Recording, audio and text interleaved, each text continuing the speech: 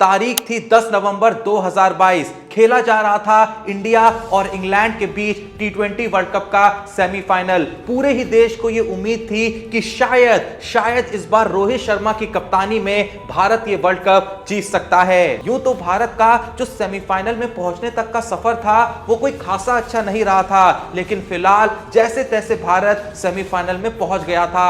और एक बार जब आप सेमीफाइनल में क्वालिफाई हो जाते हो तो ज्यादा चीजें मैटर नहीं करती है, बस 2 मैच की बात होती है। अगर वहां पे सब सही चला गया तो आप विश्व कप के विजेता बन जाते हो। तो जैसा मैंने कहा, कुछ ऐसी ही उम्मीदें उस दिन भारत से पूरे देश को लगी थी। लेकिन उस दिन हुआ क्या ये हम सब जानते हैं। पहले बैटिंग करते हुए भारत ने 168 रन का एक फाइटिंग स्कोर जरूर बनाया, लेकिन इंग्लैंड ने 4 ओवर रहते हुए और बिना एक भी विकेट खोए हुए उस स्कोर को चेस कर डाला। पूरी दुनिया में जो सुर्खियां बनी वो सिर्फ ये नहीं बनी कि भारत सेमीफाइनल हार गया है, सुर्खियां ये बनी कि भारत सेमीफाइनल 10 विकेट से हार गया है। भारत के बॉलर इंग्लैंड का एक भी विकेट चटकने में बुरे तरीके से असफल रहे। और हमें भी एज एन इंडियन इस बात की शर्म नहीं आ रही थी कि हम सेमीफाइनल हार गए हैं। हमें असल में शर्म इस बात की आ रही थी कि हम 10 विकेट से हार गए हैं। भुवनेश्वर कुमार से लेके अर्शदीप सिंह से लेके मोहम्मद शामी से लेके रविचंद्रन अश्विन से लेके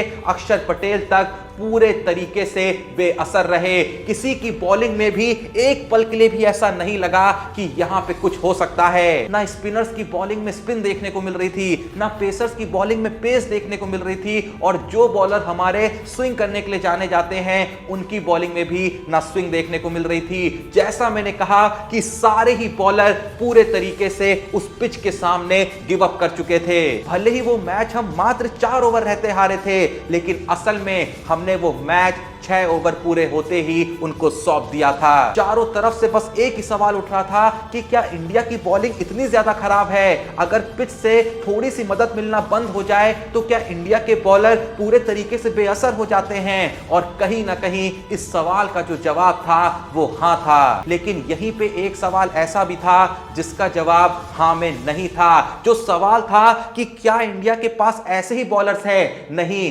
इंडिया के पास एक ऐसा बॉलर था, एक ऐसा बॉलर है जिसको पिच से फर्क नहीं पड़ता है, जिसको फर्क पड़ता है अपनी पेस से, और उसका नाम था उमरान मलिक। उसका नाम है उमरान मलिक। उस सेमीफाइनल मैच के खत्म होते ही सिर्फ इंडिया से नहीं बल्कि दुनिया भर के सारे ही दिग्गज क्रिकेटरों की तरफ से बस एक ही बयान आया कि इंडिया के पास जब उमरान मलिक जैसा बॉलर है जिसको पिच से कोई फर्क नहीं पड़ता है, जिसके पास एक दमदार पेस है, आखिर इंडिया उसे वर्ल्ड कप में क्यों नहीं लेके आया? और वो भी जब वर्ल्ड कप ऑस्ट्रेलिया जैसी पिचेस पे खेला जा रहा था, वहां पे हमने अपने सबसे बड़े हथियार को संदूक में रख के बंद कर दिया।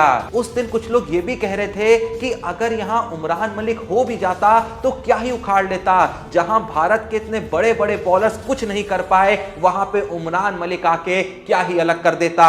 लेकिन जब टी20 वर्ल्ड कप खत्म होता है और उसके बाद से इंडिया की रेगुलर सीरीज शुरू होती है और वापस से उमरान मलिक का नाम टीम में शामिल किया जाता है, उमरान मलिक मैच दर मैच, विकेट दर विकेट के साथ ये बताते रहते हैं कि तुमने मुझे वहां पे नहीं ले जाके कितनी बड़ी गलती करी थी। हाँ, ये सच है कि उमरान मलिक ने उन मैचेस में रन दिए होंगे, मैं नहीं मना करता हूं, लेकिन उमरान मलिक ने हमें वो दिया है जो सबसे ज्यादा इंपॉर्टेंट होता है, और वो होता है विकेट। ये विकेट ही था जिसकी वजह से हमने वो सेमीफाइनल गवा दिया। चलिए आप वर्ल्ड कप को भूल जाइए, वर्ल्ड कप के बाद जो मैचेस हुए उन्हें भी भूल जाइए, लेकिन अगर आप हाल ही में चल रही इंडिया और श्रीलंका सीरीज पे भी ध्यान दे रहे होंगे तो उसमें भी आपको दिख रहा होगा कि उमरान मलिक एक अलग ही लेवल का बॉलर है। उसको फर्क ही नहीं पड़ता भाई, उसको फर्क ही नहीं पड़ता कि पिच कैसी है, उसको फर्क नहीं पड़ता कि बैट्समैन कैसे हैं, उसे बस एक ही चीज से फर्क पड़ता है कि कैसे भी करके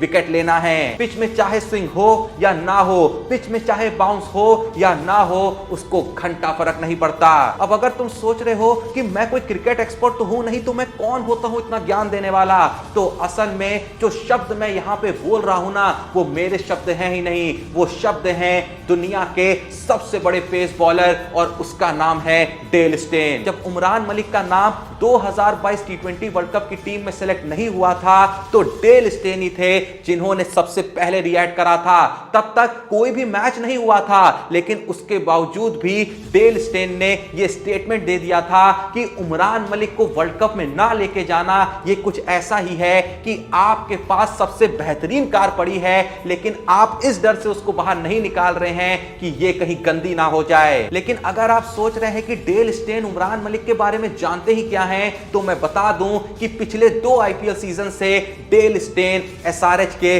बॉलिंग कोच हैं, जहां से उमरान मलिक खेलते हैं। और उमरान मलिक के अंदर पिछले 2 साल में जो ग्रोथ देखने को मिली है, उसका पूरा श्रेय जो है वो डेल स्टेन को जाता है। डेल स्टेन ने ये कई बार स्टेटमेंट दिया है कि जब पहली ही बार में मैंने उमरान मलिक को बॉलिंग करते हुए देखा था, तो मैं समझ गया था कि ये एक अलग ही लीग का बॉलर है। और उस दिन उमरान मलिक को मैंने बस एक ही एडवाइस दी थी कि तुम्हारी स्पीड ही तुम्हारा सबसे बड़ा हथियार है और इसके साथ कभी भी कॉम्प्रोमाइज ना करना। डेल स्टेन ने उमरान मलिक से यह तक कह दिया था कि तुम पैदा ही हुए हो फरारी चलाने के लिए, तो बेकार में छोटी मोटी गाड़ी चलाने के लिए सेटल मत होना। और आपको इससे भी शॉकिंग बात बताऊं कि जब आईपीएल 2022 शुरू भी नहीं हुआ था और एसआरएच की प्रैक्टिस का जब पहला दिन था, उसी दिन डेल स्टेन ने उमरान मलिक की बॉलिंग को देख के उससे यह कह दिया था कि जैसी ये आईपीएल सीजन खत्म होगा तुम इंडियन टीम में सेलेक्ट हो चुके होगे।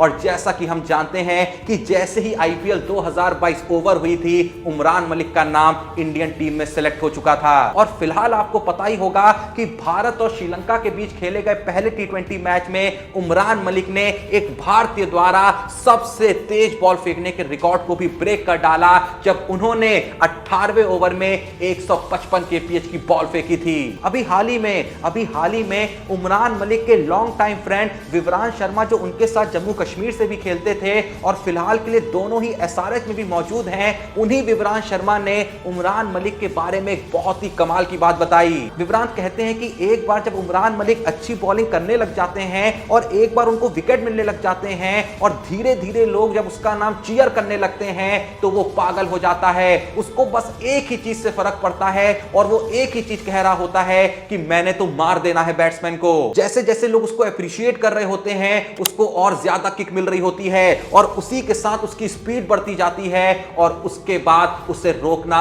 मुश्किल हो जाता है, उसके बाद उसे झेलना नामुमकिन हो जाता है। और एक बार जब आप नेट्स पे या कहीं पे उमरान मलिक को खेल लोगे, तो ऐसा लगता है कि जो 135 केपीएस डाल रहे हैं या फिर 138 140 केपीएस डाल रहे हैं, उनको तो खेलना एकदम हलवा हो चुका है। देखो, अंत में मैं यही कहना चाहूंगा कि मैं जानता हूं कि हाल ही में इंडिया और श्रीलंका के बीच जो टी20 खेले गए हैं, इसमें उमरान मलिक भी खेल रहे हैं। भले ही वो थोड़े से महंगे रहे हैं, लेकिन उसके बावजूद भी उनकी बॉलिंग देख के मुझे सुकून मिल रहा है। मुझे कहीं ना कहीं ये तसल्ली मिल रही है कि ऐसा बॉलर बहुत सदियों के बाद आया है। तो आप लोगों से मैं ये प्रार्थना करता हूं, ये रिक्वेस्ट करता हूं कि आने वाले टाइम में अगर उमरान मलिक की बॉलिंग में कुछ चीजें ऊपर नीचे हो भी जाती हैं, तो उनको सपोर्ट करिएगा, क्योंकि जैसा मैंने कहा कि ऐसे बॉलर आसानी से खासकर भारत में तो नहीं मिलते हैं। बाकी उम्मीद यही करते हैं कि उमरान मलिक अपनी इस बॉलिंग के साथ और ज्यादा झंडे गाड़े।